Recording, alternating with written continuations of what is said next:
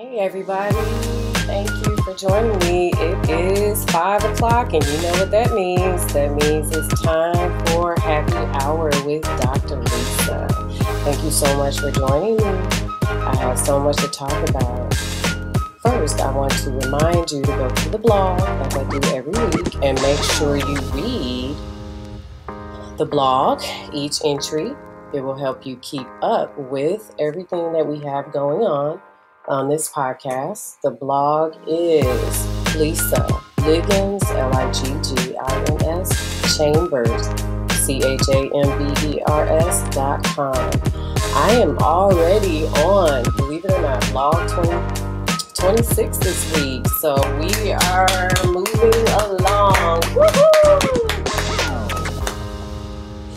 And I am working hard at gathering more research to try to get this book written. So bear with me. It is coming. So one of the first things that I want to say to all of you is it is time for the kids to go back to school. Yay! And so my kids are already back in school. They've been in school for a month already. And I want to tell you that my kids have already had to get 2 COVID tests. 2. Today I found out that one of my 2 kids, the COVID test was negative. So I'm really happy about that. However, both of my kids had symptoms. So I had a duty to get that COVID test and make sure I protect my kids, my family, and not just us, because it's not about us, but it's also about those teachers and that administrative staff that's in that building. So they cheer, they're very happy, especially the teachers, that my kids are COVID negative, and so is their mother. So if you are reluctant to get the vaccine, or if you are hesitant about getting COVID tests, please know that you have other people to protect, like myself and my kids. I'm also in the schools. So I want to say thank you to all those teachers, the support staff, the administrators, and all of you clinicians that work in the school. I want to take the time to wish you a happy school year. So I'm praying for all of you, okay? Stay safe, wear your mask, and keep your distance as much as possible. We want to keep all of you safe. All right, because you guys know how I feel about my teachers and my administrators, support staff, and clinicians. I actually adore them, so we work very well together. I, too, work in the school, so I hope you all wish those same thoughts for me. All righty, what are we talking about today? We have so much to go over. One of the first things that I think we should discuss today is in more detail about how these kids talk to ghosts, okay? And the reason I say that is because I realized I talked about it in my beginning vlogs, but I didn't really talk about it on the podcast. So one of the kids that talked to these ghosts all the time was Child B. And Child B's mother also talked to ghosts all the time. Another kid that I introduced in this vlog is also Child C. Child C was one of the kids that always talked to ghosts as well. The difference between the 2 children was Child B was younger than Child C. But what's interesting about both of them is that they both saw the little spirit boy running in hallways. And so both kids used to talk to it. Child C was less anxious about the little spirit boy than Child B. So we'll talk more about Child C at the end of this podcast and also next week. All right, so what did it look like to me when they talk to ghosts? And I'm talking about the mom too. So if you can imagine sitting with a family and you are talking to them and they are talking to something else that's not there. So they would actually move their bodies to wherever it was in the room, this is what they would do. So I'm sitting back watching these families, especially the kids, have full conversations with something that I couldn't see. And I want to say this is why, mental health staff typically would think that there is something odd about some people, okay? Because if you are a mental health professional and you are consulting with one of your clients or just having a conversation, and then they start kind of doing this and looking around the room and talking to stuff that you can't see, one of the typical responses is to start hypothesizing that there is something psychotic going on with your client, okay? So I want that to be clear. You don't assume that people have these things, okay? Or mental health ailments. You gather information. So some of the information that I would gather from these kids is that they were talking to something, right? And so to someone in the mental health field who does not have the same amount of experience that I have with nebulous children, because that's what I call them if you read the blog, then they're going to think that the primary concern is mental health, okay?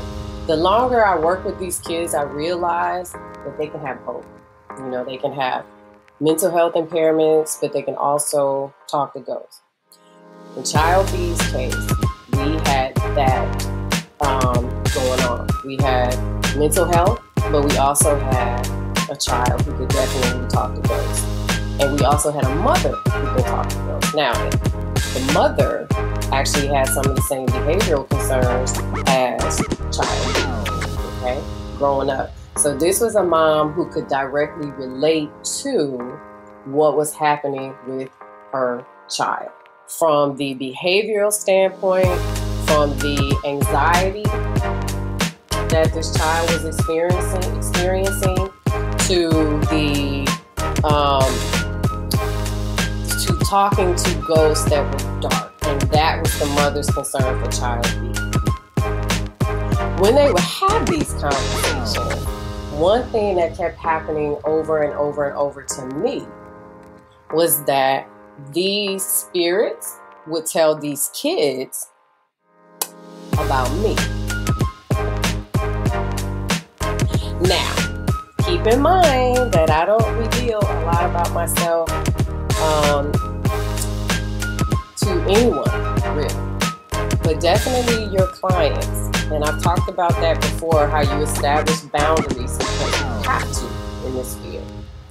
And so, I'm wiping off the camera if you're on Instagram. There is no way that these kids would know some of the private details about my life. They would actually physically talk to them in front of me and get this information. And Child B's mother, I didn't even write this up. I'll talk more about this in the book. Child B's mother would tell me details even about my neighbors that lived around me. Different things that she could see in their houses or in their yard. Yeah. Child B's mother was a gift in and of itself. But, I told you guys she had a different kind of ability other than seeing ghosts, and I wrote about some of it in my blog, but she would tell me different spirits that would be around my neighbors, in their houses, in their yards, and what and how they were watching me and my family. Child B's mother would talk about witch angels regarding my husband, for example, at night. So there was a lot that this family did when they talked to ghosts when it was in front of me. So, I'll give you a live example other than, the things that were said about my neighbors. There was a time when Child B and mother were talking to, remember I told you guys that they told, all the kids told, every last one, that there's a ghost, I'm sorry, not a ghost, an angel that sits behind me. All the kids, all the parents that could see spirits told me about this angel that sat behind me. Well, you know, one day every now and then they would talk to this angel, and this angel would actually tell this family little things, not a lot. They said she was quiet, she didn't talk a lot, that was not her job. However, Blog 10 talks about the angel in the tree. I'll get to that in a minute. But that angel in the tree, I had to write an entire blog about that angel because that's the one who would talk about me to the kids. All of them. So process that for a minute.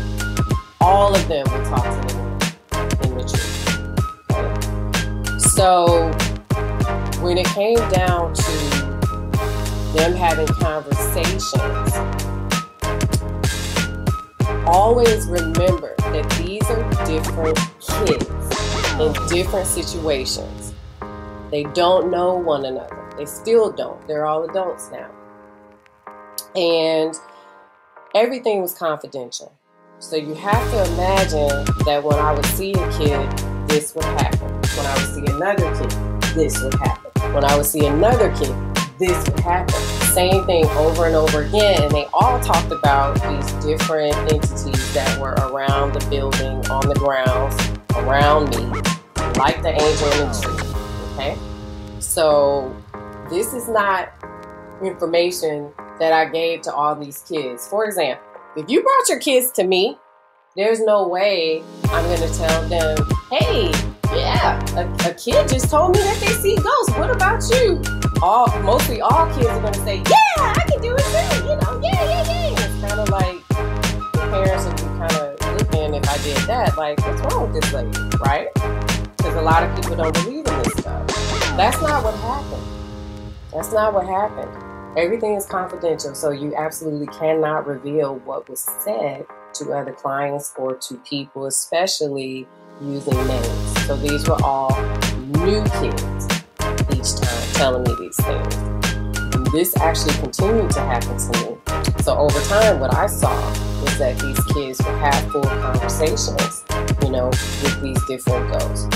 So it was beginning to seem very real to me. Why it was happening, I don't know. And why it was happening to me when I would work with kids, I didn't know. Child B's family explained a lot to me, but to this day, I still don't know fully.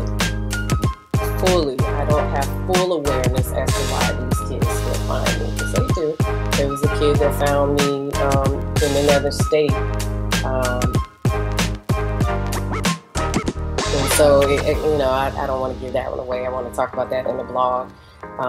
And so, you know, kids are typically drawn to me no matter where I go. It's to the point where if we go on vacation and there's some kids around, I tell my husband, I'm going to go the other way because I need a mental break. I love babies, but I need a break. Because all the kids will, it's like I have some type of magnet. And some of you can relate to that, where people just find you and talk to you. The bus, the train, the beach. I'm one of those people too. So now I want you to imagine being with these people and then they talk to something that you don't see. So if you were a mental health professional, what would you do?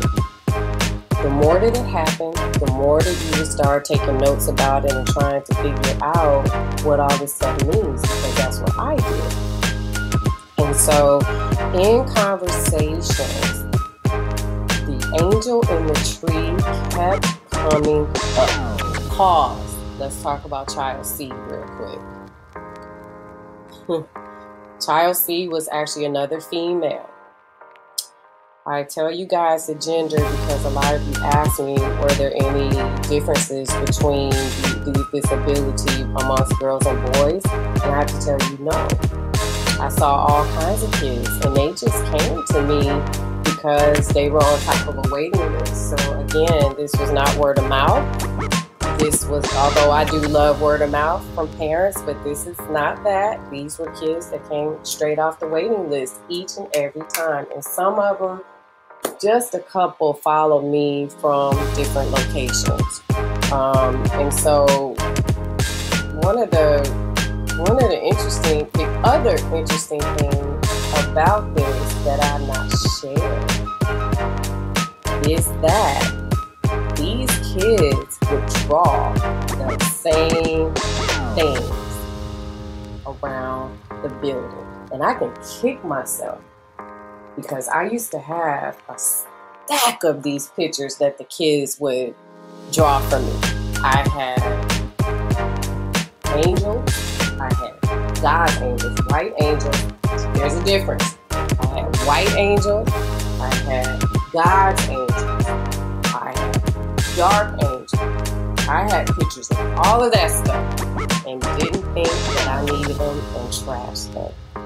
But what I do recall is sitting at my desk and looking at how similar these pictures are.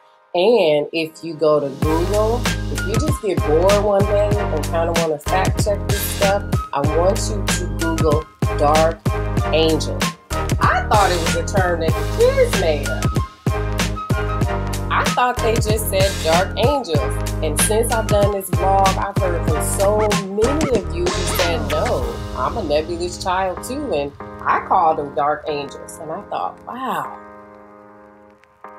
how come we don't know about this stuff, those of us who can't see ghosts, because I can't do that. So I thought, dark angels was something that these kids coined. But listen, they all called them dark angels. Every last one. The older kids, if I didn't understand something about the terminology, the older kids and the adults who could see ghosts would say, hey, Dr. Lisa, dark angels are demons. And I would go, oh, okay, well, we need to do something about this and stop this behavior, because we don't want our kids talking to demons, because they're making our kids do some things that they probably shouldn't do.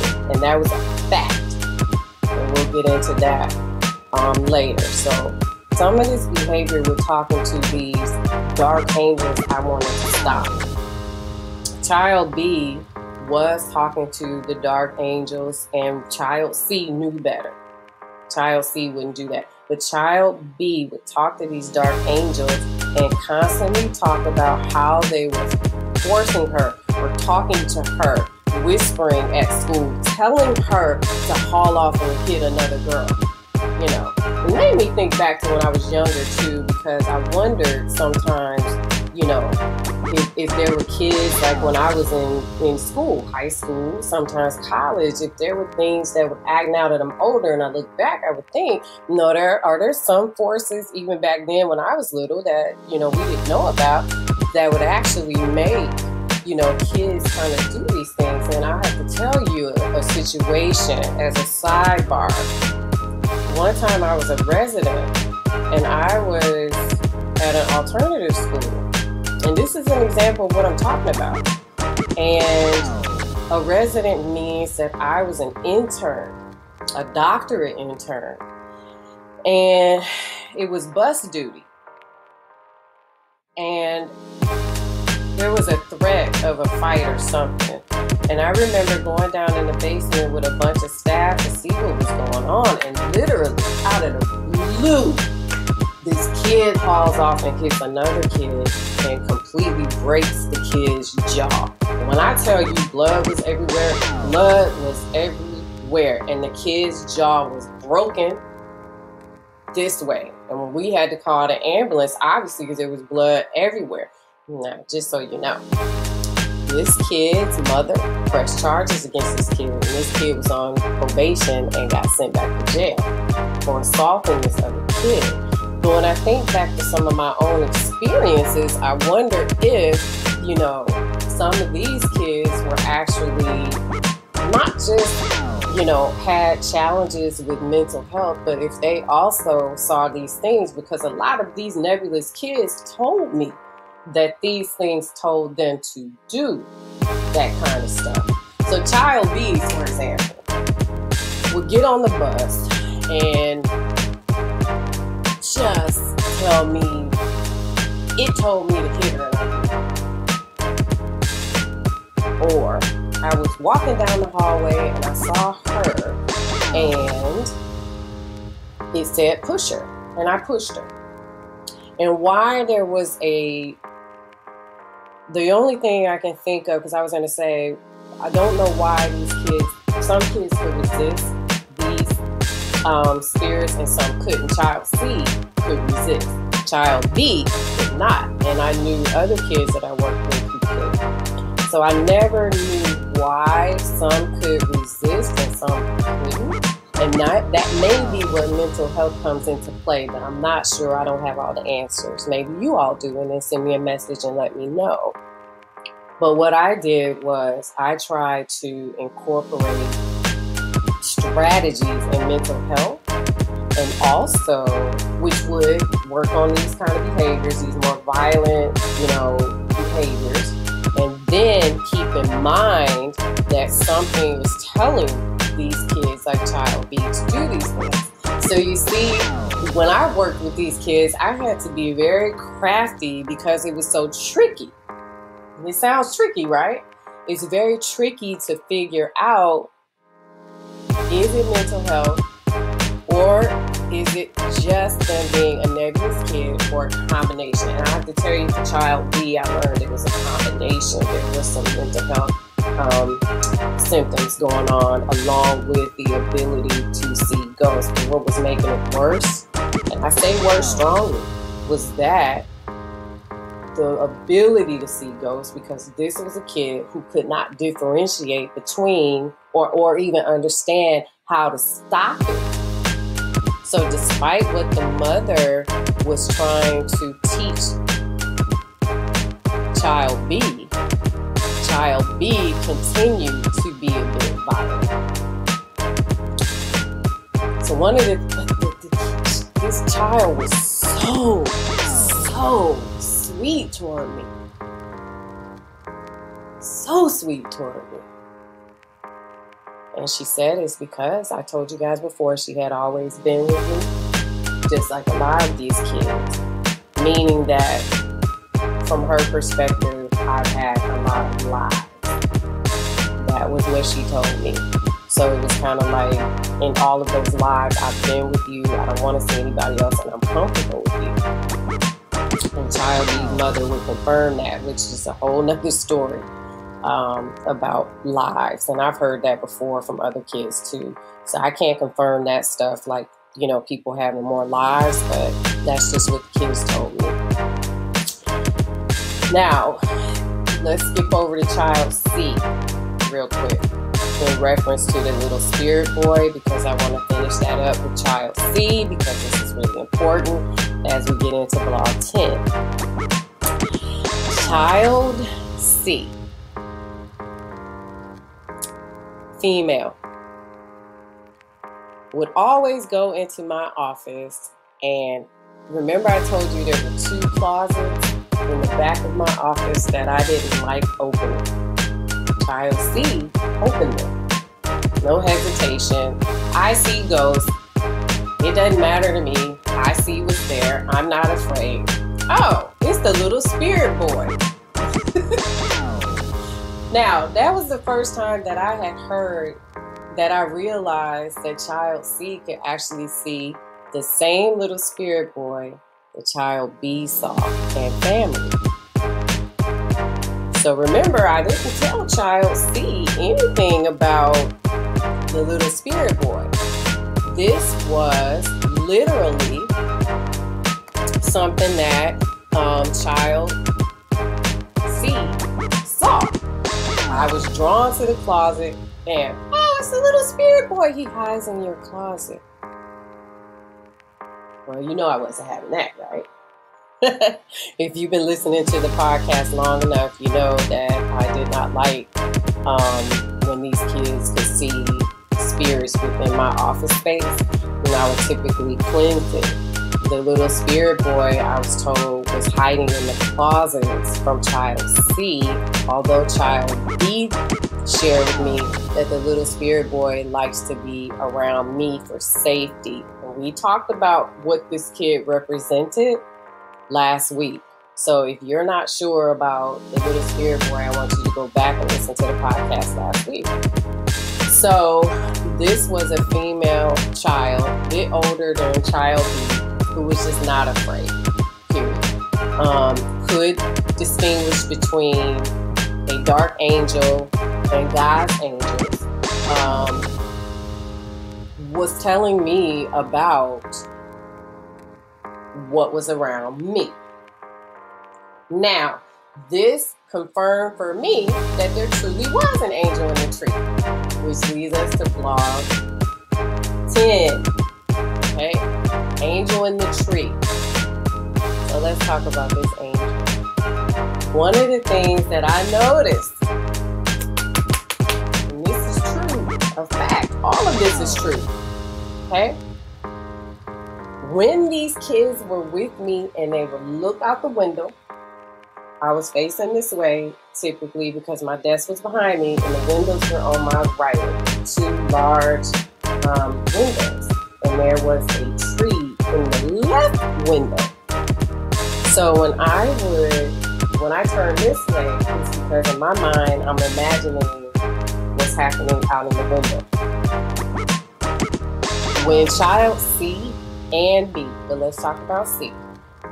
We'll talk about the angel in the tree. I kid you not, the leaves would blow in that tree. And I would buy to the dark angels. Absolutely. Somebody said on social media, buy dark angels. That's absolutely right. But I would look out that tree and just stare at it because I thought every time these kids would go to the window and talk to that angel in the tree, the leaves would blow. And so finally, I asked why the leaves are blowing. And child C said because the angel wants you to know that he's there.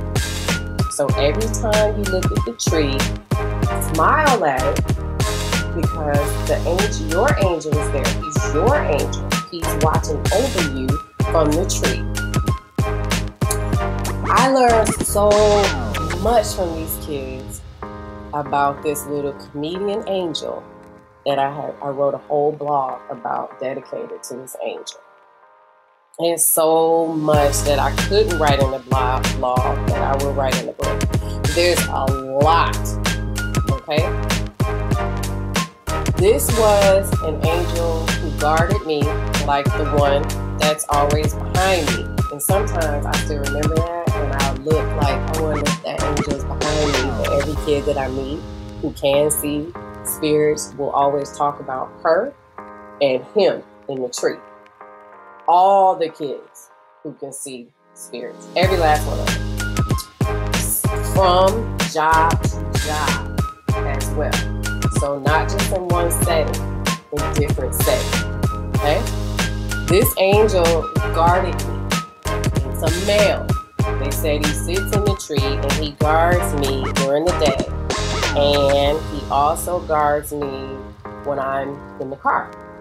You ever had one of those experiences where you go, I can't believe I didn't have a car accident? Or, that just missed me? Or, your car swerves, you know? And you think, there must be a guardian angel around me. I felt like that too. Well, according to the kids, that's him. That's him. I'll let you sit on that for a second. That's him. He would typically talk about me to the kids. And he would make jokes to them. So there were a couple of kids who not just talked to them, but some of the little ones who could see. I knew they could see even if they couldn't really articulate all of this stuff because they would always go to that window and they would just dance. Like they were playing with something and the tree would move and I would just sit back and think they're playing with the angel in the tree. because I was used to it by then. So, you know, it got pretty interesting because I'm not sure if I share this with you all or not, but this angel would tell these kids to prove to me that he was real and really out there. He would tell these kids things about me. So one of the things that I decided to do with all of these spirits that these kids would see, I told you, is to test them. This was an angel who was tested. So this is an angel of God. I learned how to test them biblically with the Bible, because you need to do that to find out if they're dark angels or not. I learned that from the kids. I already explained that I learned that from various pastors and etc., etc. So this angel passed the test. Never was afraid of the Bible, never left everything I did to test this angel. He stayed. So this is my angel that I'm talking about. This angel told us, so according to the kids, angels are around all of us, but they give us our privacy. So for example, when you go to the bathroom, they're not watching you. Okay? When you are intimate with your significant other, husband or wife, they're not watching you.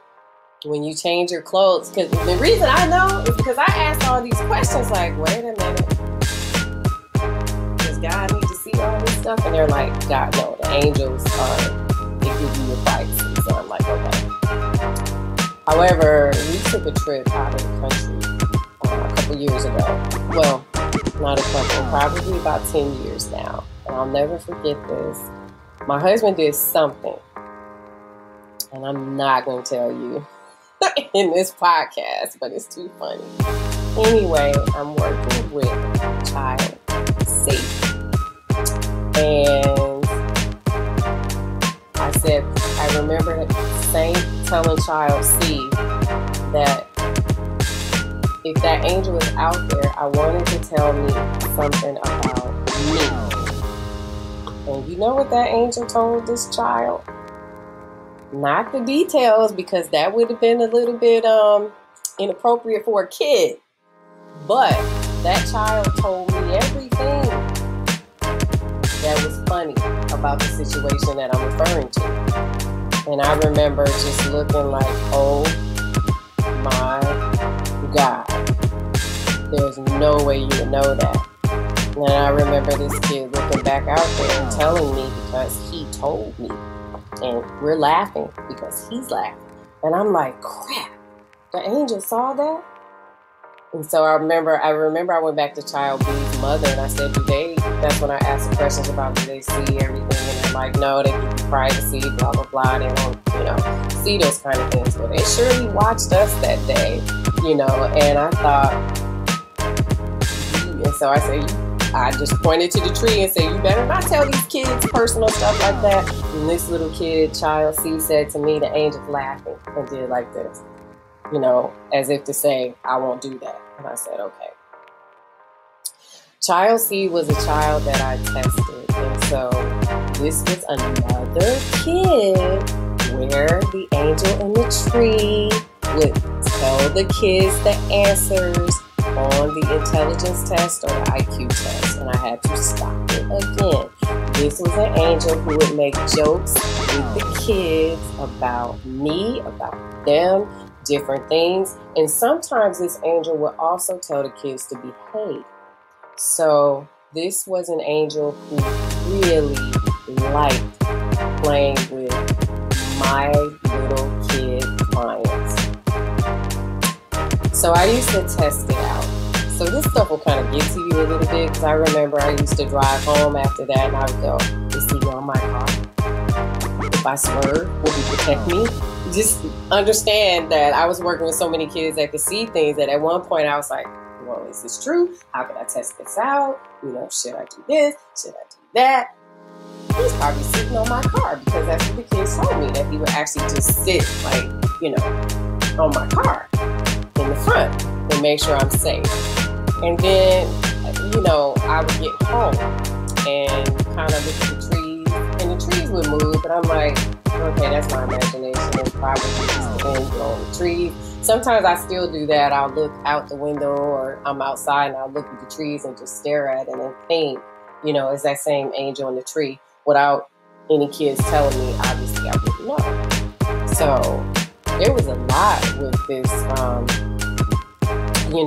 this particular angel, and it was a lot coming from the kids about this angel. And the angels in general were, from what I was told, remember I mentioned that there was a dark angel in building 3 and the Catholic priests live in building 4. The kids would tell me that there were more angels around me when I worked there to protect me from whatever was in building 3. This was another child C, who saw the dark angel in building 3. Yep, who said the way that this kid explained it is they're protecting me from this one in building 3. And another kid who said, don't go in building 3, but I didn't listen to it. And we talked about that already. So here's the dynamic here. Let's talk about the dynamic. So for several years at that point, up to child C, these are the things that I was hearing from kids over and over again. When I worked for the one community mental health center that had the 3 buildings, and then the 4th building contained, it was the residence of some Catholic priest, it was too much of it happening.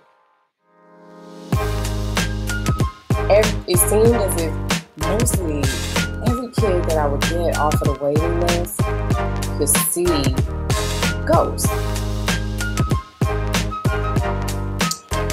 And staff knew about it.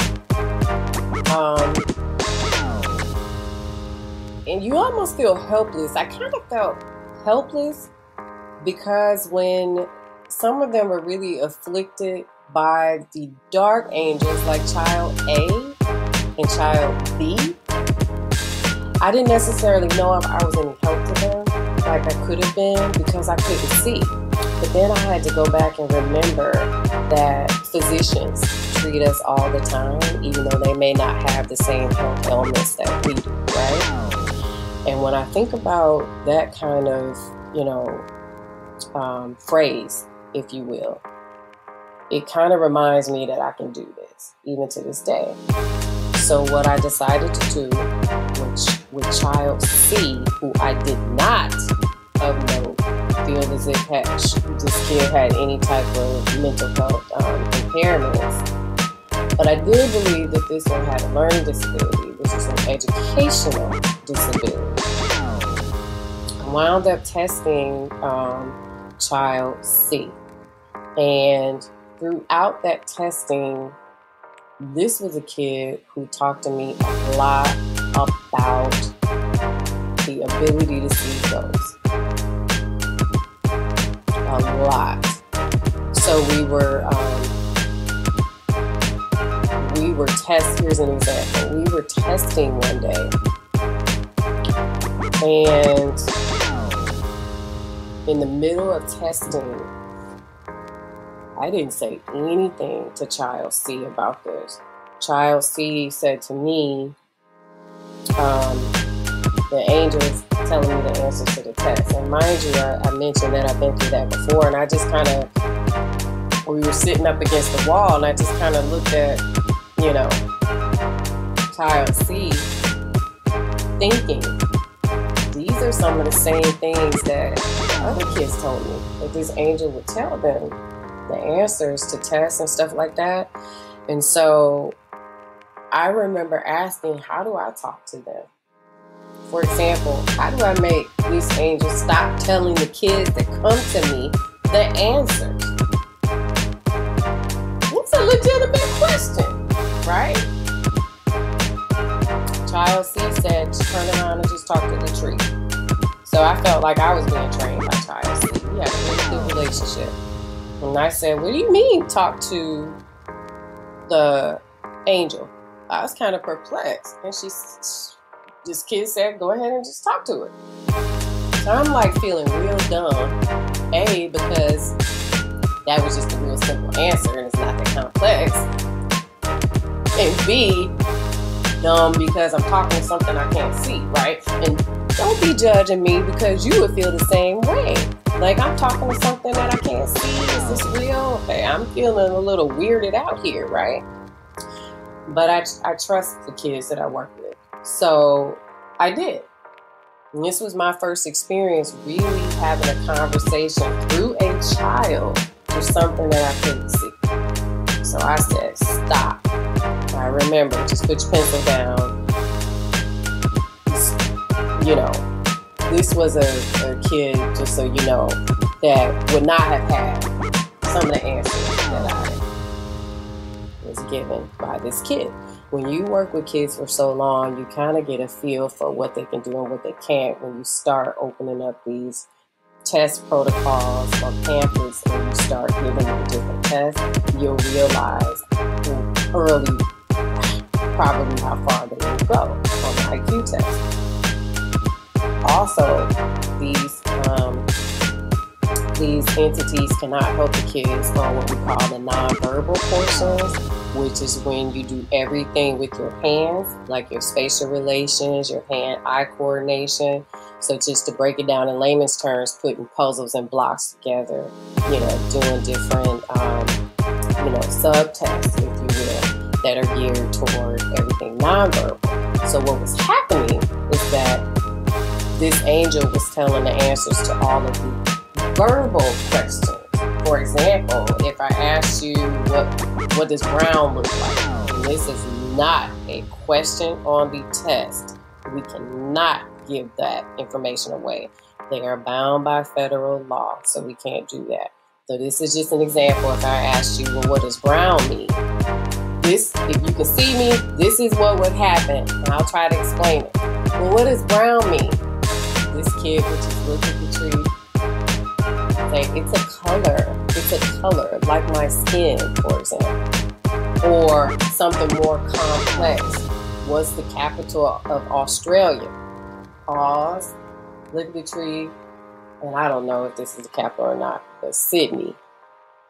And I would go, okay, that's pretty advanced knowledge. You know, for example, a 7-year-old. This was an older kid.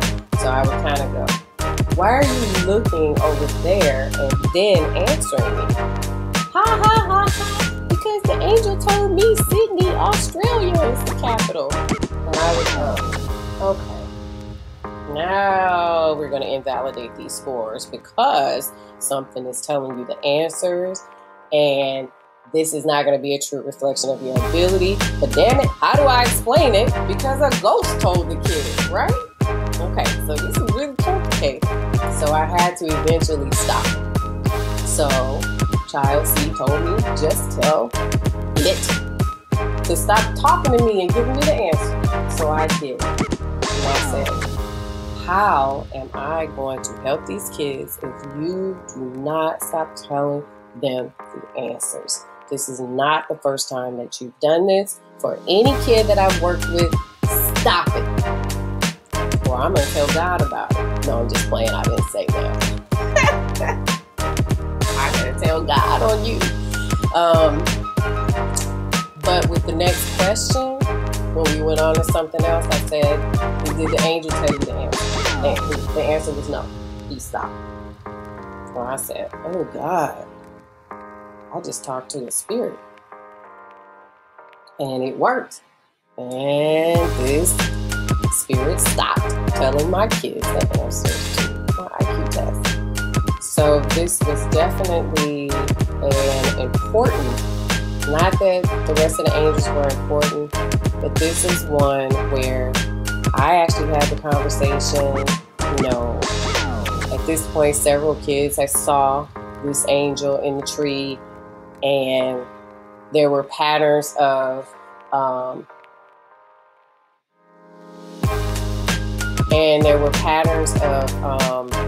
similarities amongst all the kids with regard to these different angels and what they could see and what they were doing to the kids, even with what they were doing to me.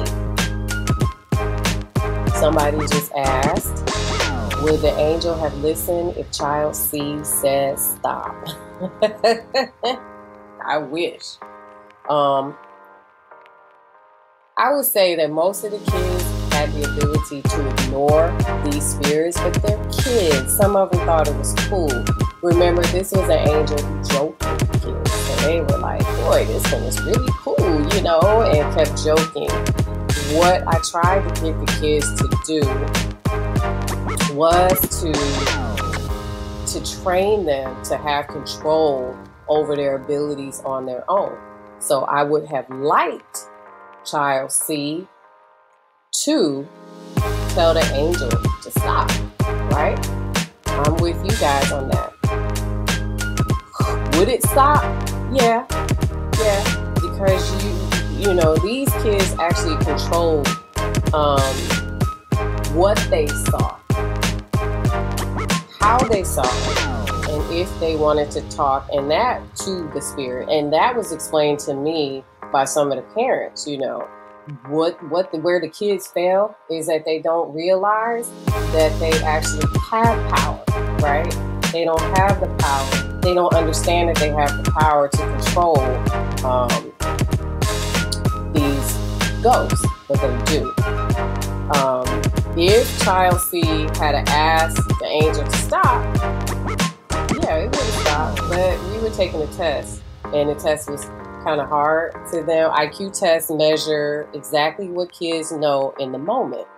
So if a kid had a hard time telling me the definition of brown, and something's in their ear like, oh, brown is like your skin, just describe it as a color, they're going to repeat it and laugh and be happy knowing that they didn't know the answer, but something told them. So I hope that's clear. That, yeah, they listen. They listen to kids. The kids don't always realize that. You know, they're too busy listening to these ghosts as opposed to saying, look, I don't want to see you. The child C was pretty good with that, which is why this kid had very low anxiety. This kid had very low anxiety. Thank you for your question. And it's probably because, and also this kid was extremely calm and friendly. And I think friendly with these spirits, and a part of me believes it's because this was a kid who was a little bit older who understood, if I don't want to talk to you, I don't have to. Okay? This was also a kid who told me one day, the angel in the tree said, you will see him. He will show himself to you.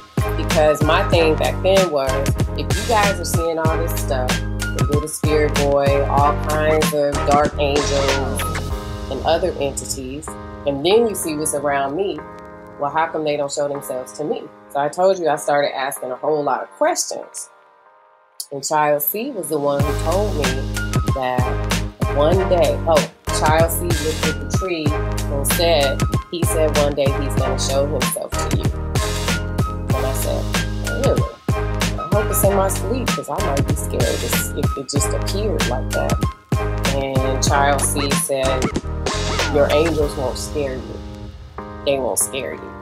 So we have just a few more minutes, and I'm going to tell you when this angel in the tree did appear to me. This angel appeared to me twice. Twice. The first time was in a dream, and the second time was in my house. Okay? In my dream, I was very angry at someone. Extremely angry. And I was not getting through that anger. I was pissed, y'all. Very pissed. And the angel appeared to me in a dream and told me that it was him and that I had to be forgiven. And I don't know if you guys get anything about my personality from these podcasts. It's kind of like I am who I am, what you hear from me right now. I'm the same way in my dreams. So I said, well, why do I have to forgive this person? I don't want to forgive this person. I'm not going to forgive this person, you know. And this angel stepped to me very close, all black suit, showed me his wings that came out and got really close to me, obviously a lot taller than me. And it looked like we had like a high school background. It was like there were some lockers behind me, and said, this person is your friend and will always be your friend. And no matter what has happened, you need to forgive this person. And I remember that to this day. And you know what happened? I did forgive this person. And we are good friends to this day. And I'm so grateful for that. The second time this angel appeared to me, now there were witnesses to this one. I'm sitting down at the table with my family for dinner, and there was, in our old house, we had these floor-to-ceiling windows, and I was facing this way, and my husband was to the right, and, you know, I had 3 kids, but 2 of them were kind of sitting, one in front of me and one to the left, and I think the oldest one came downstairs at some point. So in those windows, there's a tree. Angel in the tree, there was a tree. And the sunlight was coming in right on the wall. If my husband is listening, I know he remembers this. He is my witness. And the tree was reflecting and moving on that wall. And I looked at the wall and I said to my husband, it looks like a man on the wall.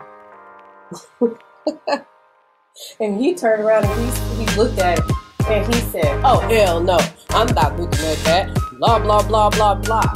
And I'm sitting there like, oh my God.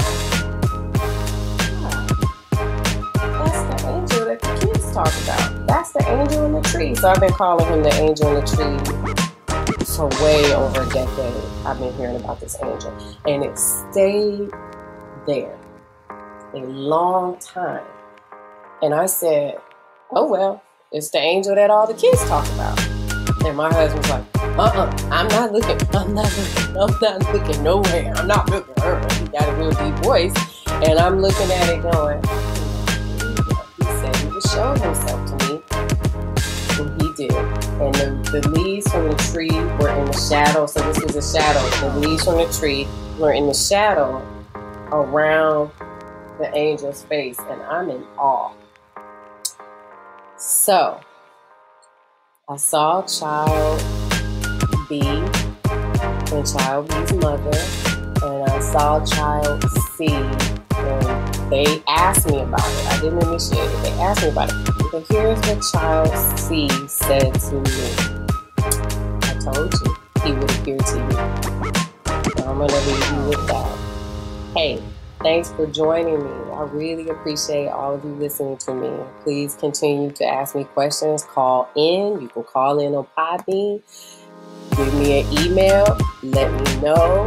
I see some of you are actually saying hello to me on Podbean. Hey, California. Hello, Illinois. I know you guys are supporting me. Thank you. Some of my fellow Ohioans, born and raised in Ohio. California has the largest percentage of people listening to me, and I really appreciate it. But to all of you, thank you. If you do want to talk to me outside of Podbean or social media, my email is kidscanseeghosts@gmail.com. Until next week, you all read the blog. Blog 10 is big, and we're going to talk about Blog 10 again. Hey, before you guys go, I have a new, a really new, what is it called? Internet advertisement.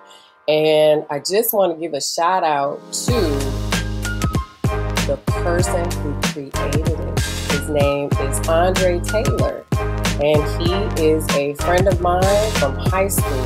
And he took the time to make this wonderful advertisement for me. You can see it on all of my social media sites. If you do want him to do something like that for you, just let me know. Hi, Dre. He's on Instagram right now. And I will definitely put you in touch with Dre. And Dre, I appreciate you. Thank you. Also, another friend of mine created a t-shirt. He is not doing the t-shirts. He doesn't want to do them, but I do have to say a special shout out to BJ. Thank you, BJ. And I can get you one of those shirts too if you guys want one. So anyway, check out my social media pages. I put that talent up on my social media pages, okay? So, I see you guys talking to me. Thank you, okay? I'll talk to you next week. Make sure you join me. Have a good week, guys. Bye-bye.